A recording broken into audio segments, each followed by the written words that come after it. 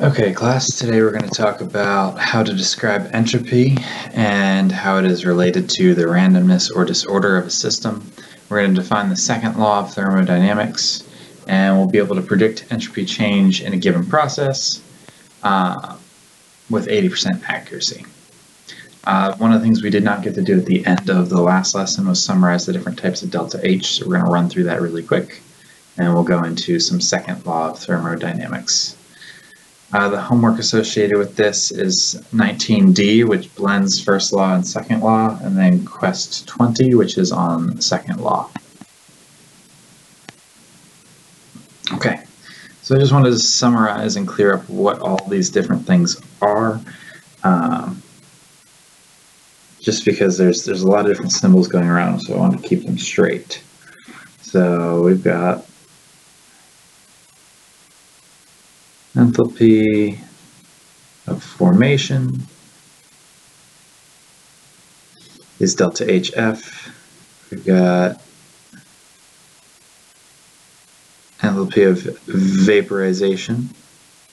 Enthalpy of vaporization you'll see a lot when you're looking at heating and cooling curves, when it's the energy that it is needed to convert from a liquid to a gas. Enthalpy of condensation, that's the reverse process. The energy needed to go from gas to liquid. We've got enthalpy of combustion. I'm going to stop writing enthalpy just to save time, but enthalpy of combustion. This one down here in particular is just methane. CH4 is methane. So if we were looking at a specific value. All right. Enthalpy of fusion. All right, fusion. You'll see fusion a lot when you're going from solid to liquid or liquid to solid.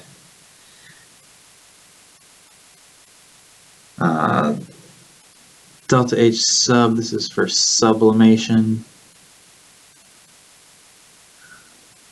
This is for solution. This is for a reaction. You don't see delta H solid too much. I believe that is just the amount of energy to needed to melt it. It's very similar to fusion, but not quite the same. But those are the big ones you'll see. Okay. So when we get into entropy, we have to look at the physical states. So here's a table of some of the standard molar entropies you would see. There's actually an even larger table. If I pull it up here, we'll be looking primarily at this. You'll get this handout in class. If you look, it actually has delta H of formation, delta G of formation, and your S, which is your entropy values for quite a few different elements and compounds. You'll see a lot of those things that are in the standard state are 0. Remember we talked about that standard state. You got F2, which is a diatomic gas. Its standard state is 0 for some of those values. So this is something we'll use quite a lot when we're working on these problems. So let's analyze. What I want to look at first, I want to look at the difference between these values here and these values here. So if we had to describe the trend, how is the entropy values for a liquid state different from a gaseous state? Right? You should have been able to look and compare side by side. Let's look at just water. 69.99 is lower than 188.8.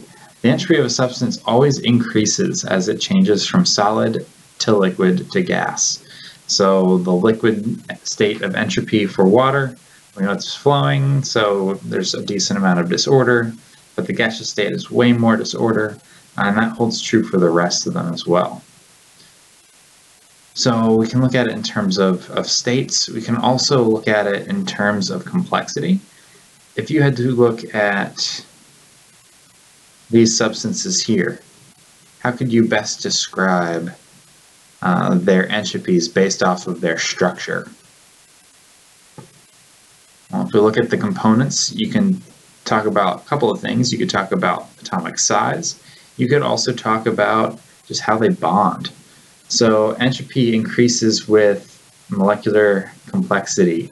So NaCl only has 2 atoms, right? Whereas FeCl3 would potentially have 4 atoms when it dissolves. So it has a larger value than NaCl because it creates more disorder. And so therefore there are more particles causing that disorder. If you're looking here, you could talk about mass and size. The larger one, this is larger, and smaller. So since potassium is larger, it creates more entropy in that regard. So we talked about solids, liquids, and gases affecting the entropy. If we look at temperature, temperature does help with this this increase in entropy, right? We know that when we are a solid, everything is really close together, right? And then as we get it to be a liquid, things start to spread out a little more. And then I'm going to even change color because you're not going to be able to see that. When we are blue and we are gaseous, everything is all spread out and all over the place. And you can see that there's way more entropy involved in being a gas. We can frame entropy, the change in entropy, and related to the heat this way. So the heat energy for the reversible process, that says Q rev. So the heat energy for a reversible process over T does give us our entropy. We'll look at that a little bit more later. Okay, here's the Maxwell-Boltzmann distribution. We just talked about how temperature can be related to entropy. We also know that temperature is related to the speed of the particles, which helps explain why temperature is related to entropy. If things have a higher temperature, they are moving faster, therefore it increases the amount of collisions, which could then increase the amount of entropy. The Maxwell-Boltzmann distribution just shows that as temperature increases, the curve flattens and broadens. The curve is your probability of the different states that you will see, or the different possible states that the gas particles could occupy. At higher temperature, we have a larger population with higher energy. If you remember, it's been a while, but there was something called Graham's law. Graham's law will show up in gas laws a little bit later, but that was something that told us that the molar mass was proportional to the speed, So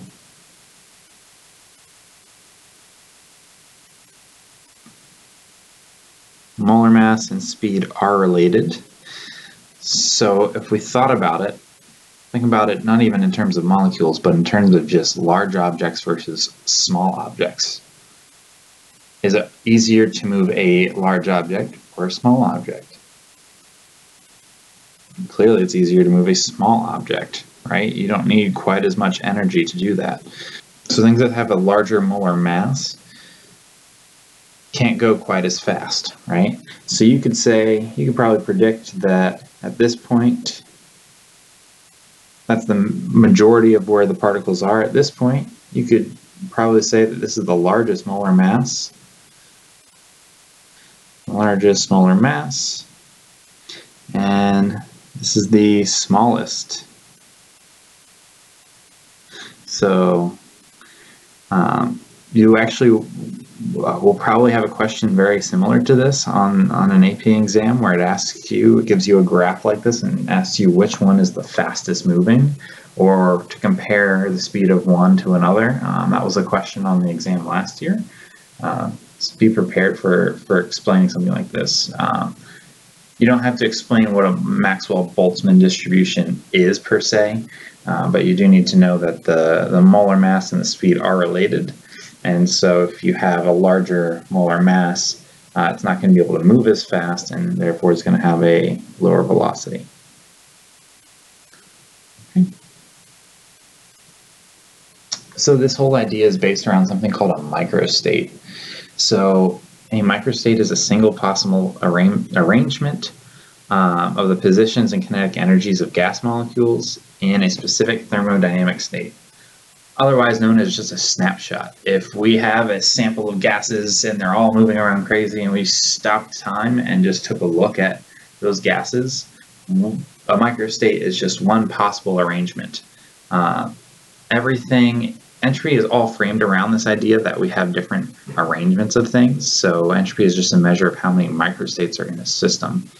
So the more microstates there are, the more disorder there is, and therefore greater entropy. If you take a look at this picture for a second, you can see that these are very similar. All these microstates are similar, but they just have different orientations, or the gas particles are occupying different regions of space. It's the same four particles, but they're in a different region. That would be considered a microstate. Here you've got several different possible combinations when you start moving things into a 2 versus 2. The probability of seeing something in this section here is more likely because there's more possible states.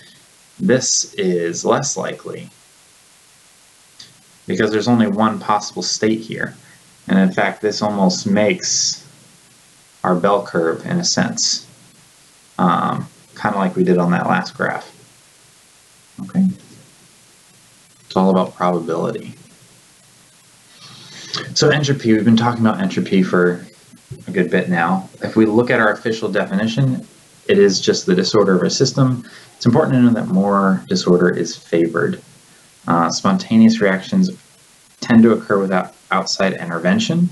So it makes sense that disorder of a system is favored because it's easier to do, right? It's easier to make a mess than it is to clean it up. It takes a lot of energy to clean something up, whereas it's really easy to just leave things out and let things get messy. This idea backs up the second law of thermodynamics. The entropy of the universe increases for spontaneous processes. You may also hear just that the entropy of the universe is constant. That was from the one of the previous play posits we talked about. But sorry, the energy of the universe is constant, but the entropy of the universe is always increasing.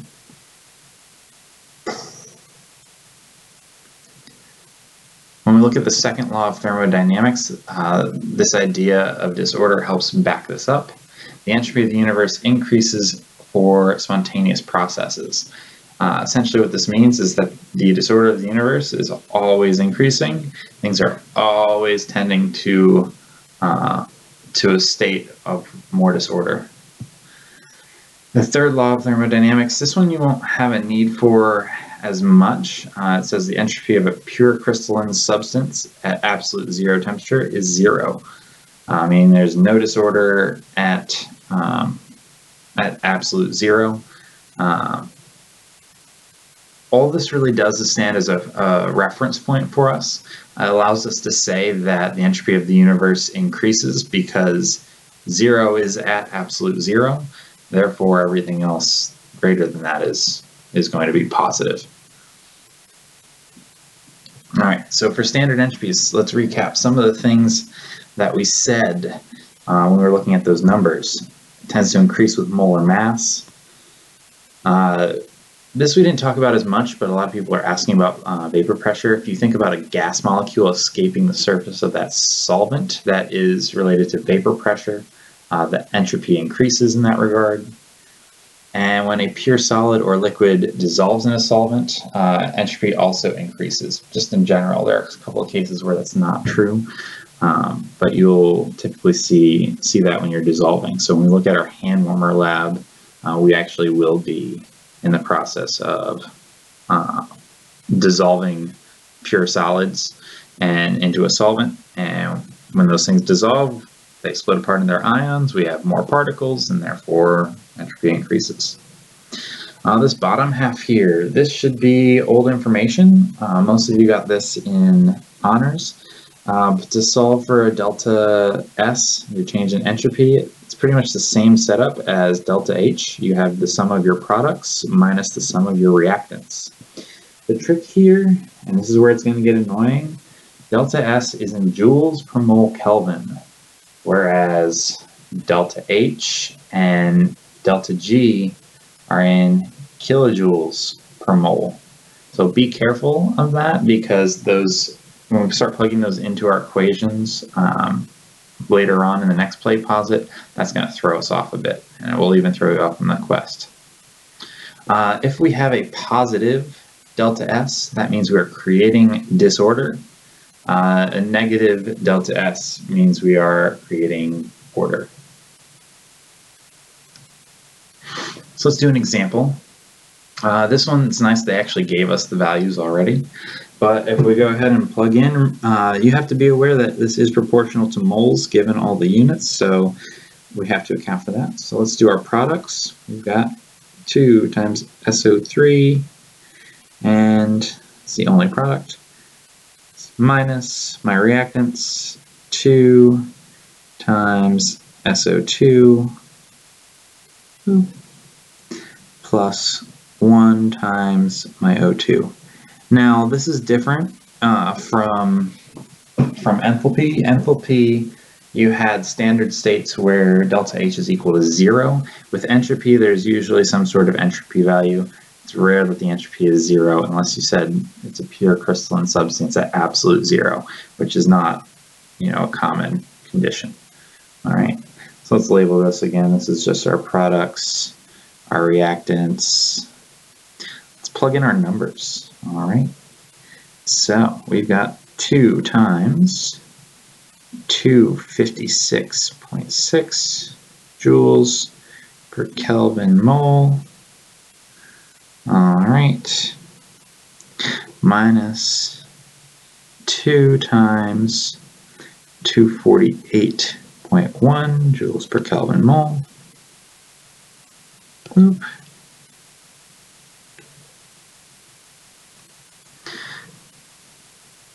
And we're adding that to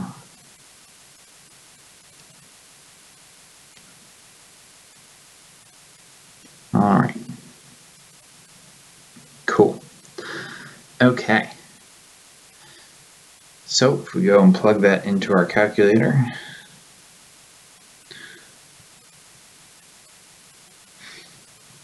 we have our values here. So we got parentheses 2 times 256.6 minus 2 times 248.1, close parentheses, plus 205.3. We get a negative 188.3. This is going to be a negative 188.3 joules per mole Kelvin. Let's evaluate that. Is this going to create order or disorder? Okay, you could look at it 2 ways. We could see 2 things combining into 1. So 2 things going to 1. This is creating order. We can see that. And we also can check our sign. We see that our sign is negative. This is creating order. We're good to go.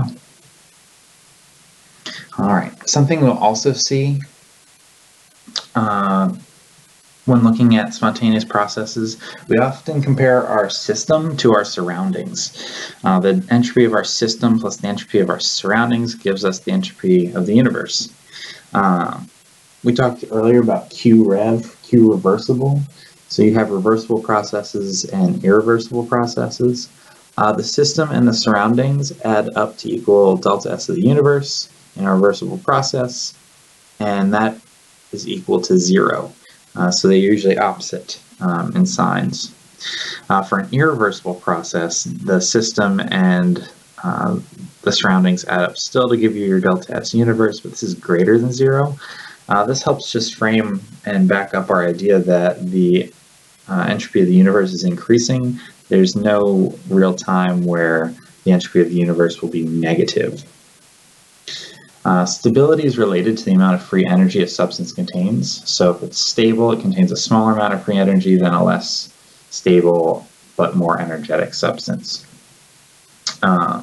We can relate spontaneity as a function of temperature.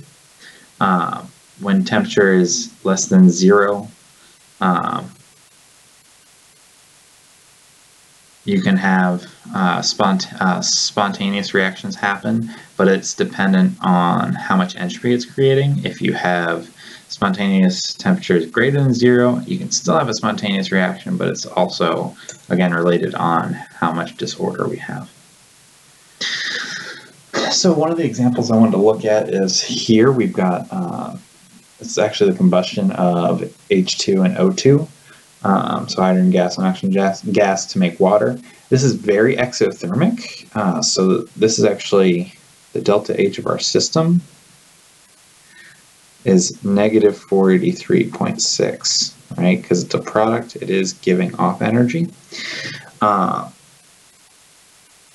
We have this idea that the Q system divided by T gives us our entropy of our system. We could also substitute in delta H for that. Now we know that delta H of our system, since it's negative, it's exothermic, it would be opposite in sign to that of our surroundings. And we can compare our surroundings and our delta S of our surroundings to the delta S of our system. And when those things add up, it should give us still a positive delta S for the universe. Okay, so they give us our delta S for the system. There's no real calculations you have to do with that. But we do know that since delta H surroundings is in opposite in sign, we could actually make this 43.6 kilojoules. And we could even say that delta S of our surroundings is equal to 483.6 kilojoules divided by 298K. All right, if we check that in our calculator, we said 483.6, so 483.6 kilojoules. I'm going to multiply that by 1,000 to get it into joules, just because when I'm comparing the numbers, I'm comparing them in joules per mole. I want to divide this by 298. I get 1623. Let's go with 3 6 figs, 1620. All right. 1620 joules per joules per Kelvin in this case, joules per Kelvin. All right. So if I have a negative 889.9 joules per Kelvin, that is my delta S of my system, and I add it to delta S surroundings, I still get a positive number. It's a hugely positive number, which proves that delta S is increasing, right? Your entropy is increasing. Even though we are making more order here, it gives off so much energy. It is so exothermic to the point that this is still going to be a spontaneous process. So we'll have to look at the comparison of those two a lot. There are times where we're going to be making a lot of order, but if the amount of energy we're giving off as a result of breaking those bonds and breaking and forming bonds is great enough, then we should be able to still have a spontaneous process based off of the entropy of the universe, right? The entropy of the universe still is increasing and still will be positive in this case. Okay. I think that is all I had for this one. Have a good night.